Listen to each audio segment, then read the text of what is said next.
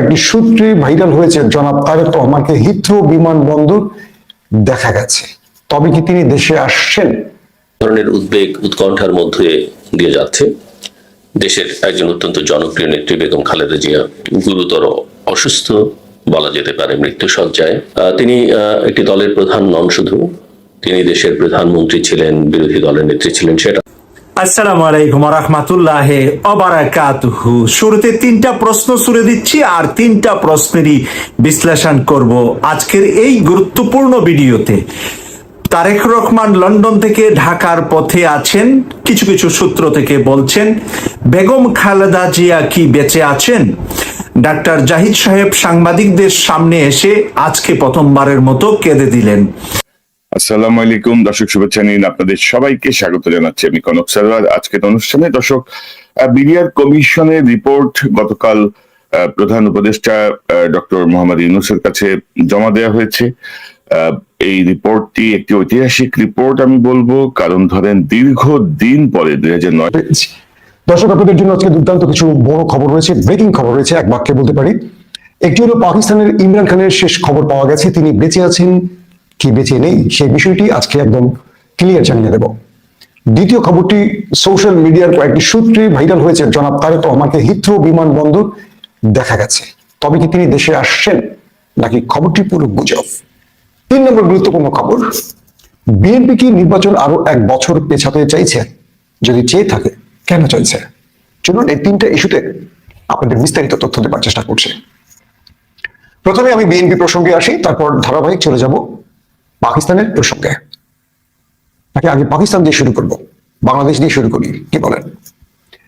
বাংলাদেশের এই মুহূর্তের দুটো প্রশ্ন। খালেদা জিয়া কেমন আছেন?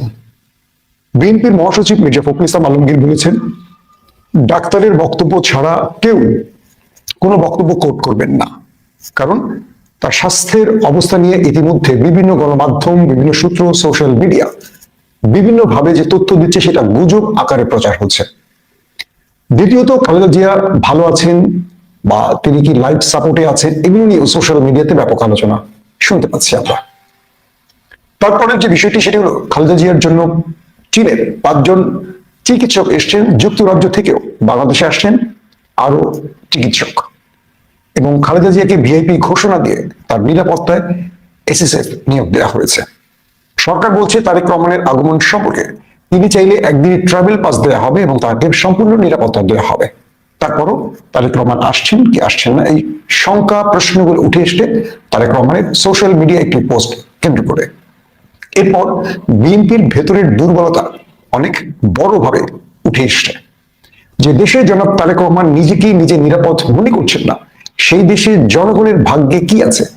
আদৌ কি এই দেশ স্বাধীন হয়েছে, নাকি এখনো আমাদের বাংলাদেশের শত্রুরা দূর থেকে এই দেশকে কন্ট্রোল করছে? এই প্রশ্ন উঠছে।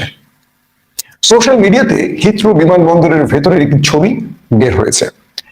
ছবিটা খুবই স্পষ্ট নয়, তবে তারেক রহমানের মতো দেখতে একজন, পাশে একজন নারী দাঁড়িয়ে আছে, সামনে একজন শর্ট প্যান্ট পরা ব্যক্তি দাঁড়িয়ে আছে। তো এই ছবিটি সোশ্যাল মিডিয়ায় ভাইরাল করে অনেকেই বলছেন যে তারেক রহমান হিথ্রো বিমানবন্দর থেকে বাংলাদেশের উদ্দেশ্যে রওনা হচ্ছেন আজকের ফ্লাইটে। এই ব্যাপারে আমি তারেক রহমানের ঘনিষ্ঠ কয়েকজনকে নক দিয়েছি লন্ডনে, যারা তারেক রহমানের সাথে সার্বক্ষণিক থাকে বা তার খোঁজ খবর জানেন। তাদের যে উত্তর সেটি হলো, তারা বলছেন যে তারেক রহমান এখনই বা আজকেই দেশে ফিরছেন না। যদি ফিরে থাকেন, হয়তোবা সেই বিষয়টিকে খুব গোপন আকারে রাখা হচ্ছে। এখন দুটো বিষয় খেয়াল করেন। একটি হলো, তারা আমাকে যে তথ্য দিয়েছেন, যেহেতু আমি তারেক রহমানের মিডিয়া সেলে কাজ করি, সেই হিসেবে আমাকে মিথ্যে বলার কথা নয়। দ্বিতীয়ত, হয়তোবা তারা চান না এই বিষয়টি ফ্লাশ হোক।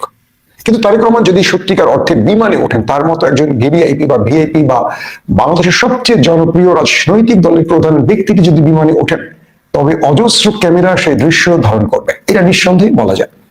তাহলে সোশ্যাল মিডিয়ার তথ্যটি কি গুজব নাকি সত্যি?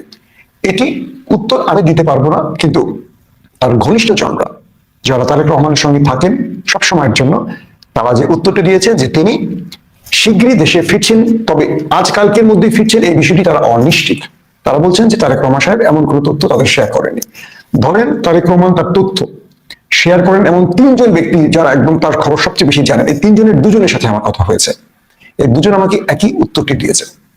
এখন তার দেশে ফেরার বিষয়টি যে আসছে সেটিকে আমরা আপাতত গুজব হিসেবে দেখছি। তবে তারা বলছেন তারেক রহমান দেশে শিগগিরই ফিরবে, সেই শিগগিরই আজকালকে বা আরো 5 দিন পরে সেটা তারা নিশ্চিত করছেন না, অথবা তারা নিশ্চিত করতে চাইছেন না, কারণ তার মতো ব্যক্তি গোপনে দেশে আসতে পারবেন না, এটা সবাই জানবে।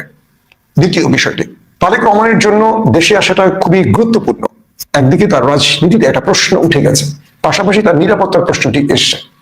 সরকার কি তারেক রহমানকে ভিআইপি ঘোষণা করে এসএসএফ নিরাপত্তার সুবিধা দেবে? এমনও অনেকে প্রশ্ন করছেন, যেহেতু খালেদা জিয়াকে দেওয়া হয়েছে। তবে খালেদা জিয়া যেহেতু দেশে 3 বারের প্রধানমন্ত্রী ছিলেন, তার জন্য আইন একরকম। তবে প্রধানমন্ত্রীর পরিবার সদস্যরা বা এক্স প্রধানমন্ত্রীর পরিবার সদস্যরা কি ধরনের নিরাপত্তা পাবেন সেই ব্যাপারে সরকার এখনো স্পষ্ট বলেনি। তবে সরকার যে বক্তব্যটি দিচ্ছে সেটি হলো তাকে নিরাপত্তা দেওয়া হবে, সেটা এসএসএফ নাকি পুলিশ, র্যাব, সেটা তারা বলেনি। তার 3 নম্বর বিষয়টি, তারেক রহমানের জন্য দুটো চ্যালেঞ্জ সামনে আসছে। এক, তিনি যদি দেশে আসতে না পারেন এই সময়, আমরা ধরে নিতে পারি তিনি নির্বাচনের আগে আসতে পারবেন না।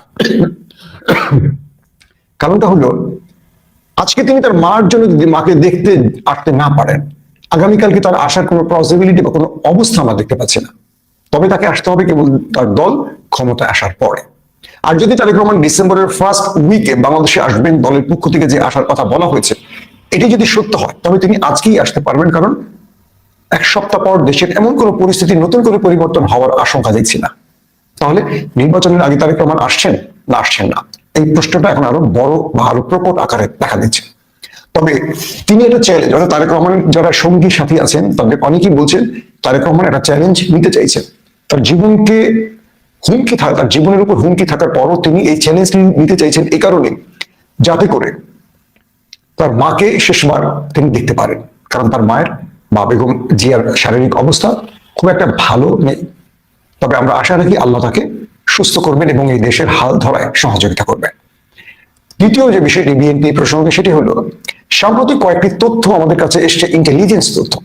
আমি সোশ্যাল মিডিয়ার কথা বলছি না, ইন্টেলিজেন্স তথ্য তারা অনেকে শেয়ার করেন, সেটা পুলিশের গোয়েন্দা বাহিনী, র্যাব বা আদার্স ডিপার্টমেন্ট গুলোর। তারা বলছেন বিএনপির একটা গ্রুপ চাইছে নির্বাচন আরো 1 বছর পেছাতে।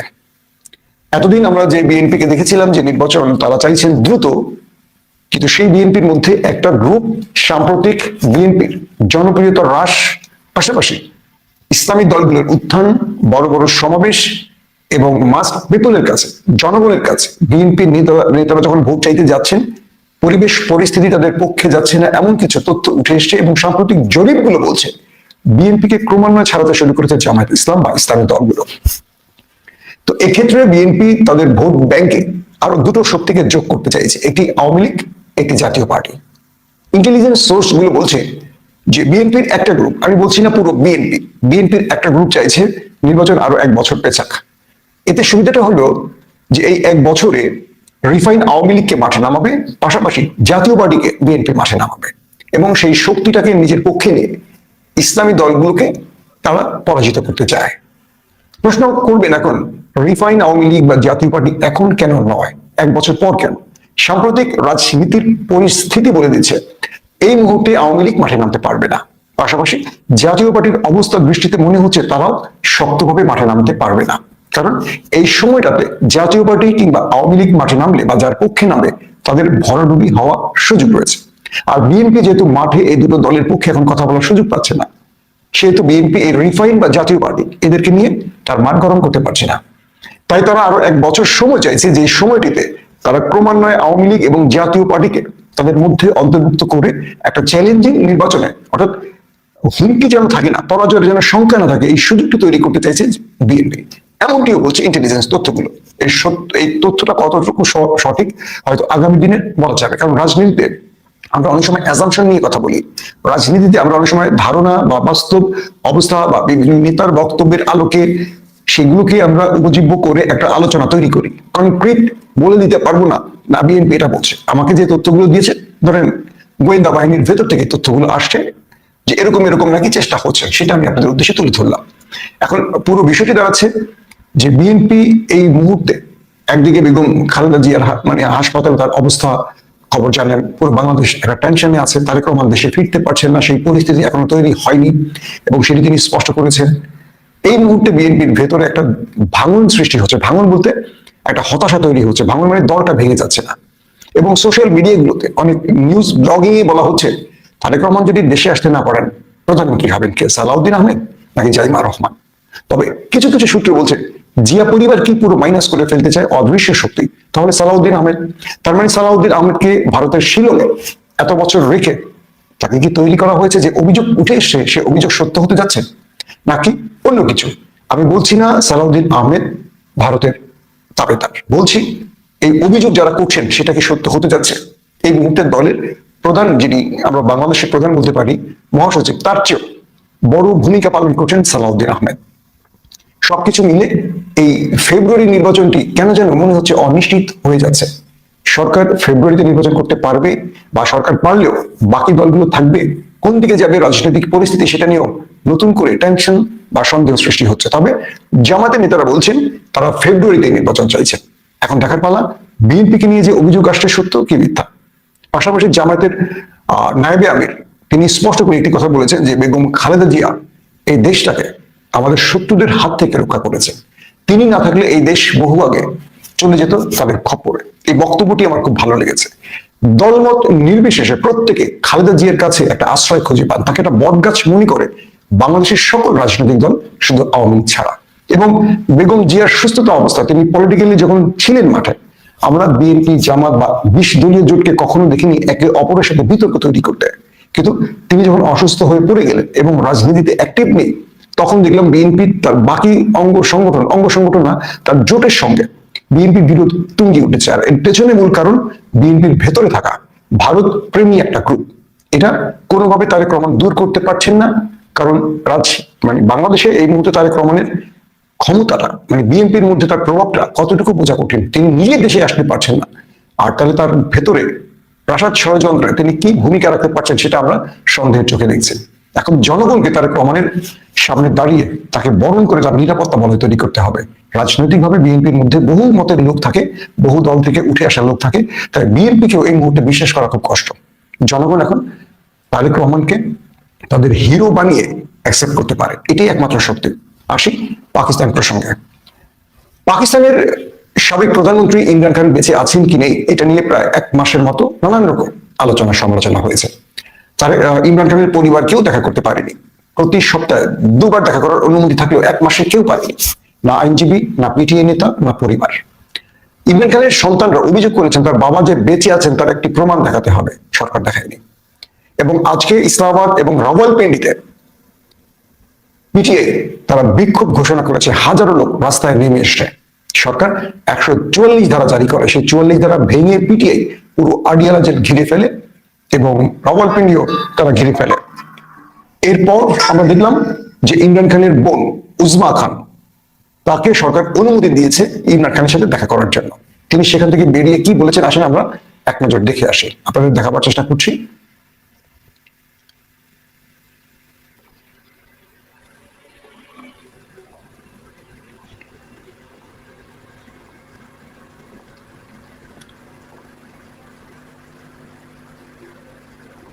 अल्हम्दुलिल्लाह आज खान साहब से मेरी मुलाकात हुई, तो जब मैं इनसे मिली तो वो बहुत डिस्टर्ब और बहुत गुस्से में थे। उन्होंने बताया सेहत की बता रही हूँ कि सेहत उन्हें कहते हैं कि इतनी मेंटल टॉर्चर में इन्होंने रखा हुआ है उन्हें और बुशरा बीबी को। कहते हैं कि छोटे से कमरे में कहते 4 हफ्ते से किसी को मिलने नहीं दिया। ইমরান খানের বোন উজমা খান বললেন ইমরান খানের সাথে আজকে তিনি দেখা করেছেন, আলহামদুলিল্লাহ তিনি ভালো আছেন, তবে শারীরিকভাবে চেয়ে তিনি মানসিকভাবে বেশি অসুস্থ হয়ে পড়েছেন। তাকে একটা রুমের মধ্যে আটকে রাখা হয়েছে, তাকে সেখান থেকে খুব একটা বের হতে দিচ্ছে না।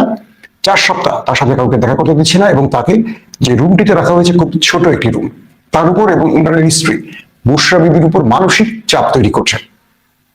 ইমরান খানের বোনদের কাছে সেনাবাহিনীর ইন্টেলিজেন্স যে বার্তাটি পাঠিয়েছিল যে সেনাবাহিনীর প্রধান ফিল্ড মার্শাল আসিফ মনিরের যে নোটিফিকেশনটি তাকে আগামী 10 বছরের জন্য পাকিস্তানের অজেয় শক্তিতে রূপ দিবে, এই নোটিফিকেশনটি চূড়ান্তের আগ পর্যন্ত তাকে এভাবে গোপনে রাখা হবে।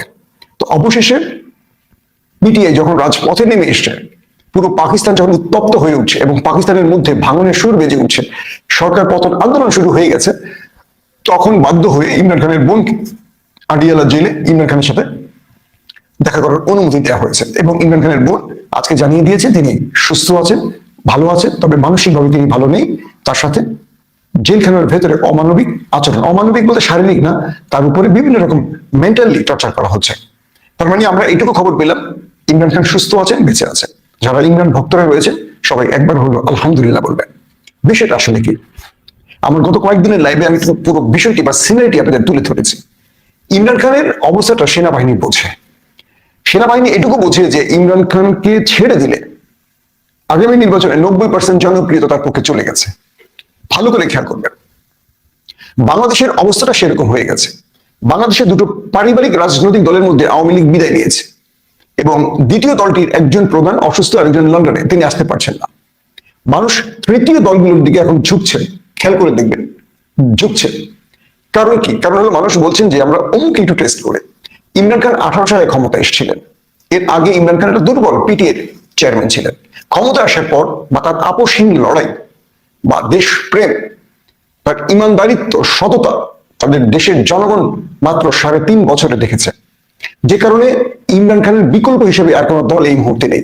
যে দলগুলো এতদিন পাকিস্তান 75 বছর ধরে শাসন করেছে, সেই দলগুলো ইমরান খানের পায়ের নিচে পড়ে গেছে।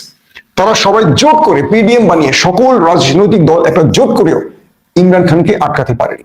বিগত যে নির্বাচনটি হয়েছিল ফেব্রুয়ারিতে, সেই নির্বাচনে আমরা কি দেখলাম? 200-র উপর আসন পেয়েছে ইমরান খান। যেখানে 160-65টা আসন পেলেই ক্ষমতায় বসতে পারে, সেখানে 200-র উপর আসন পেয়েছিল ইমরান। কিন্তু সেই ফর্ম 45 কে বাতিল করে ফর্ম 47 অর্থাৎ ডিসি কর্তৃক বা রিটার্নিং অফিসার কর্তৃক বানানো রিপোর্ট দিয়ে ক্ষমতা বসানো হয়েছে পিডিএম কে।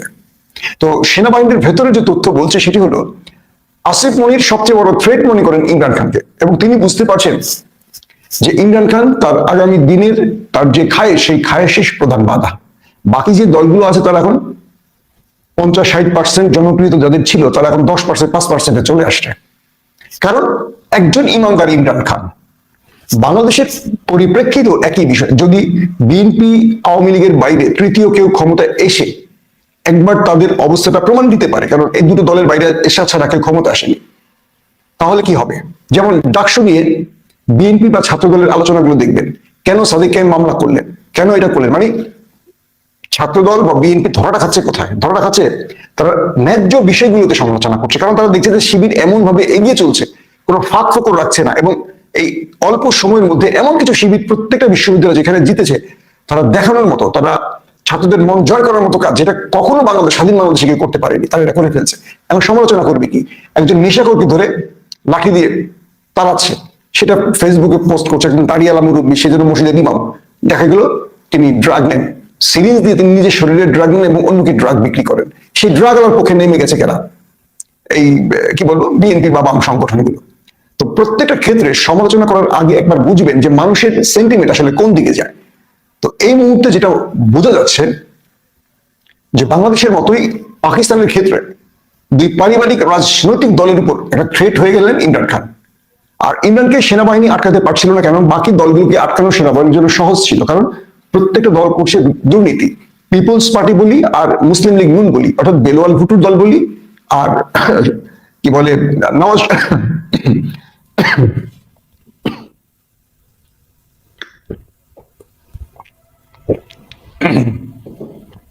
আর নওয়াজ শরীফের দলের কথা বলি, এরা ক্ষমতায় বসে এই পরিমাণ লুটপাট করেছে, এদের পরিবার এই পরিমাণ লুটপাট করেছে যে সেনাবাহিনী এদেরকে যে কোনো সময় ক্ষমতা থেকে নামিয়ে জেলে ঢুকিয়ে দিতে পারে। কিন্তু ইমরান খান তার 3.5 বছরে একটি টাকার দুর্নীতি করছে এমন প্রমাণ কেউ পায়নি। 200 শতাধিক মামলা হয়েছে, কিন্তু সব ফেক মামলা, এগুলো আদালতে গিয়ে একটা টিকে না। তো সেই কারণে সেনাবাহিনী ভয় পায়। আর দ্বিতীয় কারণ, ইমরানের জনপ্রিয়তা এই মুহূর্তে পাকিস্তানের 90%-এ চলে গেছে। এখন ইমরানকে বাঁচিয়ে রাখা তাদের জন্য যেমন থ্রেট, জেলে রাখাও থ্রেট। তাই সেনাবাহিনী ইমরানকে নিয়ে অনেক রকম এক্সপেরিমেন্ট করছে। শেষ পর্যন্ত সেই এক্সপেরিমেন্ট পরে আমরা কি দেখলাম? পিটিআই নেতা কর্মীদের যখন আজকে বিক্ষোভ মিছিল ব্যাপকভাবে নেমেছে, 144 যারা ভেঙে তারা রাজপথে নেমেছে, তখন বাধ্য হয়ে ইমরান খানের বোনকে অনুমতি দিয়েছে ইমরান খানের সাথে দেখা করার জন্য। একটা বিষয় মনে রাখতে হবে, রাজনীতির খেলাগুলো পাল্টে গেছে। বিএনপি এবং আওয়ামী লীগের উদ্দেশ্যে বলবো, মানুষকে আর আসলে বোকা বানানো যাবে না, আর বোকা বানানো যাবে না। আপনারা যারা বিগত সময় রাজনীতি করেছেন, সেই ধ্যান ধারণা থেকে বেরিয়ে আসেন। এখন মানুষ রুল অফ ল চায়, ইনসাফ চায়, মানুষ তার অধিকার বুঝে নিতে চায়। মানুষ ওই নেতার আন্ডারে মিছিল করবে, ওই নেতার পেছনে চামচামি করবে, আর দিন শেষে একটা ঠিকাদারি পাবে, এটা আর চায় না।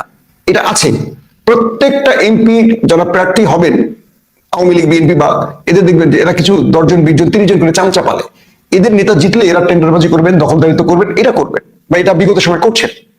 এরা মূলত লাফালাফি করে, কিন্তু যারা ভোটার তারা দেখতে চান কি এলাকার শান্তি, তারা দেখতে চান কি আমার চাকরিটা হবে বিনা ঘুষে, আমার চাকরিটা হবে বিনা হেলোতে, আমার যোগ্যতার আলোকে। আগামী প্রজন্ম এই প্রত্নতাত্ত্বিক রাজনীতি বা এই পারিবারিক রাজনীতির বাইরে এমন একটা স্বাধীন রাজনীতি চান যেখানে ওয়েস্টার্ন কান্ট্রির মতো জনগণ তার অধিকারের ক্ষেত্রে কোনো রাজনীতির থ্রেডের মধ্যে যেন না পড়ে। অমুক নেতা এসে বাড়ি দখল করবে, অমুক নেতা এসে মেয়ে তুলে নিয়ে চলে যাবে, অমুক নেতা ব্যবসা বাণিজ্য দিয়ে থাবা দিয়ে বলে দে চাঁদা, এইটা আর দেশের মানুষ চায় না। এবার নির্বাচনে এটার বিরুদ্ধে জনগণ একটা বড় চ্যালেঞ্জ হিসেবে দাঁড়াবে, এটা এখনই বড় দলগুলোর বুঝতে হবে। আর জামাতের জন্য একটা মেসেজ, জামাতের বহু নেতা আছেন তারা ধরে নিয়েছেন ক্ষমতায় আসছেন, তাদের চরিত্রে আচরণে একটা মানে ক্ষমতাসীন ব্যাপার তৈরি হয়েছে। তারা এখন অনেককে তোয়াক্কা করতে চান না। জনগণ যে কাউকে রাজপথ মানে রাজপ্রাসাদ থেকে রাস্তায় নামিয়ে দিতে পারে শেখ হাসিনার মতো। জামায়াত ইসলামিক দল হিসেবে তাদের কাছে আমাদের অনেক প্রত্যাশা, তারা যদি ক্ষমতা কখনো আসে ভালো কিছু করবে, কিন্তু তাদের নেতাদের মধ্যে অনেক। আসসালামু আলাইকুম ওয়া রাহমাতুল্লাহি ওয়া বারাকাতুহু। শুরুতে 3টা প্রশ্ন ছুড়ে দিচ্ছি আর 3টা প্রশ্নেরই বিশ্লেষণ করব আজকের এই গুরুত্বপূর্ণ ভিডিওতে। তারেক রহমান লন্ডন থেকে ঢাকার পথে আছেন, কিছু কিছু সূত্র থেকে বলছেন। বেগম খালেদা জিয়া কি বেঁচে আছেন? ডাক্তার জাহিদ সাহেব সাংবাদিকদের সামনে এসে আজকে প্রথমবারের মতো কেঁদে দিলেন। অপরদিকে এসএসএফ এর মাধ্যমে বেগম খালেদা জিয়ার এবার কেয়ার হাসপাতাল ঘিরে ফেলা হয়েছে, সেখানে কঠোর নিরাপত্তার ব্যবস্থা করা হয়েছে যাতে করে কোনো নেতাকর্মী সেখানে গিয়ে ভিড় করতে না পারে। এই 3টা প্রশ্ন নিয়ে আপনাদের সামনে কথা বলছি এই মুহূর্তে। প্রথমত হলো তারেক রহমান সাহেব লন্ডন থেকে ঢাকা রওনা দিয়েছেন, মাত্র 48 ঘন্টার জন্য ঢাকায় আসবেন। কেন 48 ঘন্টার জন্য আসবেন এর বিস্তারিত আলোচনা আমি করব এই ভিডিওতে। তো উনি ঢাকায় রওনা দিয়েছেন, তাহলে বেগম খালেদা জিয়া আমাদের মায়ের মর্যাদায় যিনি আসন্নিত বাংলাদেশের রাজনীতিতে, যার সর্বোচ্চ মর্যাদাশীল ব্যক্তি হিসাবে এই মুহূর্তে বেঁচে আছেন, সেই বেগম খালেদা জিয়া আমাদের মা কি বেঁচে আছেন নাকি আমাদেরকে ছেড়ে আল্লাহর সান্নিধ্যে চলে গিয়েছেন, বিষয়টা খোলাসা করা এই মুহূর্তে সম্ভব নয়। কিন্তু আমরা ডাক্তার জাহিদ সাহেবের সাংবাদিকদের সামনে এসে কথা বলতে গিয়ে উনি কেঁদে দিয়েছেন বেগম খালেদা জিয়ার কথা যখন বলছিলেন। গত কয়েকদিনের ভিতরে আমরা দেখতে পেয়েছি যে গুরুত্বপূর্ণ বিষয় হলো বেগম খালেদা জিয়ার কোনো সংবাদ যেন কেউ মুখে না বলেন, কেউ এসে যেন বাইরে সাংবাদিকদের সাথে এই বিষয়ে আলাপ না করেন। একমাত্র ডাক্তার জাহিদ সাহেব, যিনি নাকি বেগম খালেদা জিয়ার যে চেয়ারম্যান, যে রাজনৈতিক দল বিএনপির একেবারে শীর্ষ লেভেলের যে তাদের যে কমিটি আছে, সেই শীর্ষ কমিটির স্থায়ী কমিটির সদস্য হলেন ডাক্তার জাহিদ সাহেব। এবং ডক্টর জাহিদ সাহেব ওনার লন্ডনের চিকিৎসার সময়, গত বছর যে উনি চিকিৎসা লন্ডনে নিয়েছেন, ওই পুরো মাসগুলা কিন্তু জাহিদ সাহেব সাথে লন্ডনে কাটিয়েছেন বেগম খালেদা জিয়ার পাশে। এর থেকে বোঝা যাচ্ছে যে বেগম খালেদা জিয়াকে চরম ভালোবাসেন, মায়ের মতন শ্রদ্ধা সম্মান এবং হৃদয়ের সবটুকু ভালোবাসা ওই ডাক্তার জাহিদ সাহেব। একজন ডাক্তার যেরকম তার রোগীর প্রতি ভালোবাসা থাকে, ওরকম রোগীর বাহিরেও উনি ওনার মায়ের মতো ভালোবাসেন বেগম খালেদা জিয়াকে। আমরা সবসময় ডাক্তার জাহিদ সাহেবের এই সুন্দর কথাগুলা, এই সাবলীল কথাগুলা রাজনীতির মাঠে শুনে থাকি। প্রিয় দর্শক, এবার তাহলে তারেক রহমান সাহেব 48 ঘন্টার জন্য কেন বাংলাদেশে আসছেন এবং আসাটাও কতটুকু শিওর। আমি এখন মালয়েশিয়ার হোটেল থেকে কথা বলছি, আমি এখন লন্ডনে নয় যে আপনাদেরকে 100% শিওর দিচ্ছি তারেক রহমান ঢাকায় রওনা দিচ্ছেন। কিন্তু কিছু কিছু তথ্য, কিছু কিছু নিউজ এসেছে, ওনাকে হিথ্রো এয়ারপোর্টে দেখেছেন, এরকম ভিডিও পোস্ট করেছেন। কিন্তু হিথ্রো এয়ারপোর্টে কি আজকের নতুন ভিডিও নাকি বেগম খালেদা জিয়াকে রিসিভ করতে বিদায় দিতে যখন উনি হিথ্রো এয়ারপোর্টে আসছিলেন তখনকার ভিডিও ছাড়া হয়েছে, এটার কিন্তু কোনো গ্যারান্টি আমি দিতে পারছি না। কিন্তু তারেক রহমান সাহেব মাত্র 48 ঘন্টার অনুমোদন পেয়েছেন বাংলাদেশে আসার। এই অনুমোদন কার কাছ থেকে? বাংলাদেশের সরকারের কাছ থেকে নয়। বাংলাদেশের সরকার বলছে যে তারেক রহমান সাহেব এসএসএফ এর সিকিউরিটি চাইলে আমরা দেব, সরকারের যত ধরনের সিকিউরিটি আছে, নিরাপত্তা আছে, ওনাকে আমরা দেব, আমাদের রাষ্ট্র দিবে। কিন্তু বাদ সেজেছে ভিন্ন দুটি দেশ। আমি যতটুকু জেনেছি যে ভারত এবং আমেরিকা চায় না তারেক রহমান স্থায়ীভাবে বাংলাদেশে থাকুক এবং বাংলাদেশে রাজনীতি করুক। বাংলাদেশে শুধুমাত্র তারেক রহমান আসবেন 48 ঘন্টা ওনার মাকে হয়তোবা জীবনের শেষ দেখার জন্য, সেই সুযোগটুকুই ওনাকে দেওয়া হচ্ছে। বাকি সময়টা উনি আবার লন্ডনে ফেরত যাবেন, যেখানে উনি রাজনৈতিক আশ্রয় নিয়ে আছেন, সেই দেশেই ওনার বাকি জীবন কাটবে। বাংলাদেশের রাজনীতিতে জিয়া পরিবার এবং শেখ মুজিবুর রহমান পরিবারের কোনো সদস্য থাকবে না। দুইটা পরিবারের বাইরে বাংলাদেশের রাজনীতি নিয়ে যাওয়ার পক্ষে একমত হয়েছেন ভারত এবং আমেরিকা। ভারত আমেরিকার দক্ষিণ পূর্ব এশিয়ার রাজনীতিতে অনেক জায়গায়, বিশেষ করে বাংলাদেশের বিষয়ে তারা অনেক সময় একমত পোষণ করে থাকেন। আর এর আগে তো ভারত একচাটিয়া ইসলাম বিদ্বেষী মনোভাব তুলেছিলেন যে বিএনপি বা জামাত যৌথভাবে সরকারে যখন ছিল তখন ইসলামের পক্ষে জোয়ার ছিল। এতে করে ভারত নিজেকে হুমকি মনে করেন এবং সেই হুমকি মনে করার কারণে ভারত চান না যে জিয়া পরিবার এবং এখন যেহেতু শেখ মুজিবুর রহমান পরিবারের কোনো সদস্য বাংলাদেশে রাজনীতি করা সম্ভব না, প্রত্যেকেই আসামি, প্রত্যেকেই মামলায়, এবং তারা যে দুর্নীতি খুন খারাপি দেশের মানুষের অকল্যাণে কাজ করেছেন 15.5 বছর একটানা, এর আগে শেখ হাসিনার 5 বছর, সব মিলে দেশবিরোধী কাজ করার কারণে যেহেতু শেখ মুজিব পরিবারের কোনো সদস্যকে বাংলাদেশের মানুষ রাজনীতির মাঠে গ্রহণ করবে না, তাই জিয়া পরিবারের কেউ রাজনীতি করুক সেটাও ভারত এবং আমেরিকা চাচ্ছেন না। কেন আমেরিকা ভারত চাচ্ছেন না? এটা একেবারে তাদের রাজনৈতিক উঁচু মহলের সিদ্ধান্ত। সেই উঁচু মহলের সিদ্ধান্তের বিস্তারিত জানা আমার আপনার কারো পক্ষেই সম্ভব না। আমরা যখন তারেক রহমানের মুখ থেকে শুনলাম যে বাংলাদেশ আসা আমার একার সিদ্ধান্তের বিষয় না, তখনই আমরা নানাভাবে চিন্তা করছিলাম এটা কি সেনাপ্রধান ওয়াকারুজ্জামান ওনার বাধা, বাংলাদেশের প্রতিরক্ষা ডিপার্টমেন্টগুলা ওনার বাধা না। এখন আমরা যতটুকু জানতে পেরেছি ওনার আন্তর্জাতিক অঙ্কল মহল থেকে বাধা।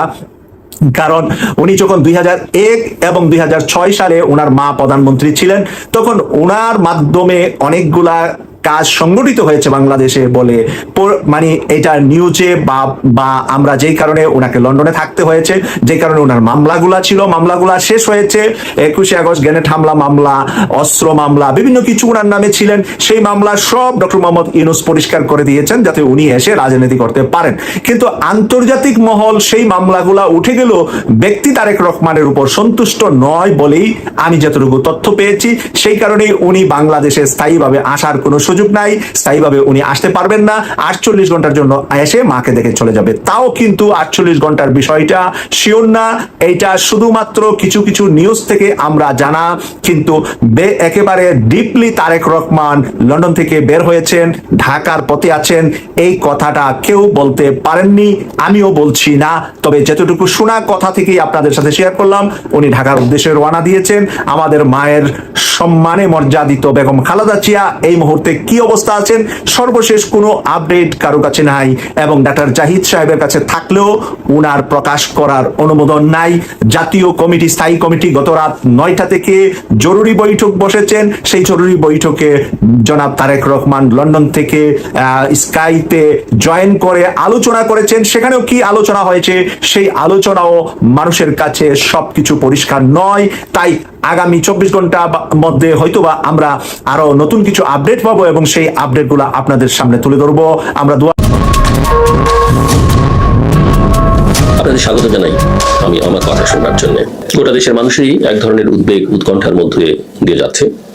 দেশের একজন অত্যন্ত জনপ্রিয় নেত্রী বেগম খালেদা জিয়া গুরুতর অসুস্থ, বলা যেতে পারে মৃত্যুসজ্জায়। তিনি একটি দলের প্রধান নন, শুধু তিনি দেশের প্রধানমন্ত্রী ছিলেন, বিরোধী দলের নেত্রী ছিলেন সেটা নয়, তিনি একার্থে বাংলাদেশের গণতন্ত্রের প্রতীক হয়ে উঠেছেন। বিভিন্ন সময়ে তিনি গণতন্ত্রের জন্য সংগ্রাম করেছেন। সরকারে থেকে তার সমালোচনা ছিল না যখন তিনি সরকারে ছিলেন, এমন কথা বলা যাবে না। দুর্বলতা ছিল না সরকারের, তার শাসনামলের, সেটা বলা যাবে না। কিন্তু সামগ্রিক বিবেচনা এবং তার যারা প্রতিদ্বন্দ্বী প্রতিযোগী রাজনৈতিক নেতৃবৃন্দ ছিলেন তাদের তুলনায় তিনি অনেক অনেক দূরে গিয়ে, এবং স্বল্পভাষী মানুষটি তখন যেখানে নির্বাচনে দাঁড়িয়েছেন, যে অবস্থায় দাঁড়িয়েছেন, কোনোদিন পরাজিত হননি। এবং দেশের বিভিন্ন প্রান্ত থেকে তিনি নির্বাচন করেছেন, এমন না যে কোনো বিশেষ এলাকায় তিনি নির্বাচন করেছেন, সেই এলাকা থেকে তিনি বিজয়ী হয়েছেন। তিনি ছড়িয়ে ছিটিয়ে বিভিন্ন নির্বাচনে বিভিন্ন প্রান্ত থেকে নির্বাচন করেছেন, সবসময় বিজয়ী হয়েছেন। তিনি অসুস্থ, সংকটাপন্ন তার অবস্থা, মানুষ তার আরোগ্য কামনা করছে দেশে, দেশের বাইরে, বিভিন্ন জায়গা থেকে। আজকে তারেক রহমান এক ফেসবুক বার্তায় তার পরিবারের পক্ষ থেকে বিএনপির ভারপ্রাপ্ত চেয়ারম্যান এবং বেগম খালেদা জিয়ার জ্যেষ্ঠ পুত্র তারেক রহমান, তিনি সবাইকে ধন্যবাদ জানিয়েছেন যে দেশে বিদেশি গোটা দেশের মানুষ, কূটনীতিকরা, বিভিন্ন দেশের সরকার প্রধানরা যেভাবে তাদের উদ্বেগ উৎকণ্ঠা সহানুভূতি প্রকাশ করছে পরিবারের জন্য, বেগম জিয়ার আরোগ্যের জন্য, তিনি সবার কাছে ধন্যবাদ জানিয়েছেন, তার পরিবারের পক্ষ থেকে কৃতজ্ঞতা জানিয়েছেন। এবং আমরা লক্ষ্য করলাম যে নরেন্দ্র মোদী, ভারতীয় প্রধানমন্ত্রী, তিনিও এক্সের এক বার্তায় বেগম জিয়ার আরোগ্য কামনা করেছেন এবং বাংলাদেশের জন্য যে তার কন্ট্রিবিউশন সেটা উল্লেখ করেছেন। বাংলাদেশ ভারত সম্পর্কের যে টানাপোড়েন বলা যেতে পারে ইতিহাসের সবচেয়ে খারাপ সম্পর্ক তখন বাংলাদেশের সম্ভাব্য আগামী দিনের যে রাজনৈতিক দল ক্ষমতায় আসার সম্ভাবনা সবাই বলছেন, যদিও সেটা নির্ধারিত হবে ভোটের মাধ্যমে, সাধারণভাবে পারসেপশন, সেই দলের প্রধানের জন্য এবং বেগম জিয়ার জন্য নরেন্দ্র মোদীর এই বার্তা নিঃসন্দেহে অত্যন্ত গুরুত্ব বহন করে। এবং নরেন্দ্র মোদী কথা বলেছেন যে ভারত বেগম জিয়ার জন্য যা যা করা দরকার, যে কোনো সহযোগিতা বাংলাদেশের দরকার বা বেগম জিয়ার বা তার পরিবারের দরকার, সেটা তারা করবার জন্য প্রস্তুত। আমি গণক নই, আমি জ্যোতিষ নই, খুব জ্ঞানীও নই। আমি যা বলবো সব কথা মিলবে এমন কোনো কথা নেই। এবং আমার কথাকে কেউ মিস ইনফরমেশন, প্রোপাগান্ডা, ডিসইনফরমেশন, জ্ঞানীগুণী লোক বিভিন্ন সময় বিভিন্ন জায়গায় বলছেন যে আমি এটা বলছি না, আমি শুধু আমার অ্যানালাইসিস করছি। ইনফরমেশন তো একটা তথ্য, আমি কোনো তথ্য দিচ্ছি না, আমি আমার বিশ্লেষণ করছি। এবং সেই বিশ্লেষণ করবার সূত্র ধরেই আমার মনে হচ্ছে বিএনপির ভারপ্রাপ্ত চেয়ারম্যান তারেক রহমান যে কোনো সময় যে কোনো মুহূর্তে বাংলাদেশে পৌঁছবেন। এটা অত্যন্ত স্বাভাবিক। মা অসুস্থ, প্রায় মৃত্যুসজ্জা শব্দটা আমি এই কারণে ব্যবহার করছি যে বেগম খালেদা জিয়ার ব্যক্তিগত যারা চিকিৎসক তাদের অন্তত 3 জন আমার অত্যন্ত ঘনিষ্ঠ, এবং তাদের সঙ্গে বিভিন্ন সময় কথাবার্তার সূত্রে যেটা আমরা বুঝেছি যে তার আসলে আগের মতো সুস্থ হয়ে ওঠার বা ন্যূনতম স্বাভাবিকভাবে সুস্থ হয়ে ওঠার সম্ভাবনা একেবারেই নেই। পরিবার দেশি বিদেশি চিকিৎসকদের দিয়ে চেষ্টা করছেন। মৃত্যুটা আমরা সবাই জানি যারা ধর্মে বিশ্বাস করি, এটা সৃষ্টিকর্তার উপরে। মানুষ কোমায় গিয়েও দীর্ঘকাল বেঁচে থাকে বা কোমায় থাকে, একেবারে তার মৃত্যু ঘোষণা করা হয় না। কিন্তু বেগম জিয়ার সুস্থতা আমরা এই কারণে চাই যে নিশ্চয়ই তিনি যাবেন, আমরাও যাবো একদিন। কিন্তু বাংলাদেশের গণতান্ত্রিক উত্তরণের এই পর্যায়ে যখন বাংলাদেশ একটা নির্বাচনের দ্বার প্রান্তে দাঁড়িয়ে, নানা সংকটে বাংলাদেশ, সেই সময়টাতে অ্যাটলিস্ট গণতন্ত্র উত্তরণ নিশ্চিত হওয়া পর্যন্ত তার বেঁচে থাকাটা বাংলাদেশের জনগণের জন্য একটা বড় সাহস এবং শক্তি হিসেবে কাজ করত।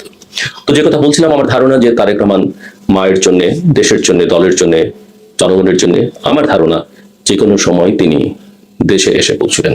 গত কয়েকদিন ধরে তার একটা ফেসবুক পোস্টে অনেক কথা বলেছেন, কিন্তু এটা আসলে তার ব্যক্তিগত পারিবারিক সিদ্ধান্ত এবং দলীয় সিদ্ধান্ত হতে পারে, কারণ তিনি ভালো বোঝেন তার অবস্থা কি। এটা আমি আপনি বলা সম্ভব নয়। আমরা বিশ্লেষণ করতে পারি, আমাদের প্রত্যাশা থাকতে পারে, কিন্তু কাউকে ছোট করে দেখাবার কোনো সুযোগ নেই। কে কার মাকে ভালোবাসে, কে কার বাবাকে ভালোবাসে, কে তার পরিবারের সদস্যদেরকে ভালোবাসে, তাদের সম্পর্ক কি রকম, এইরকম জাজমেন্টাল হওয়া কিন্তু আমাদের একেবারেই উচিত নয়।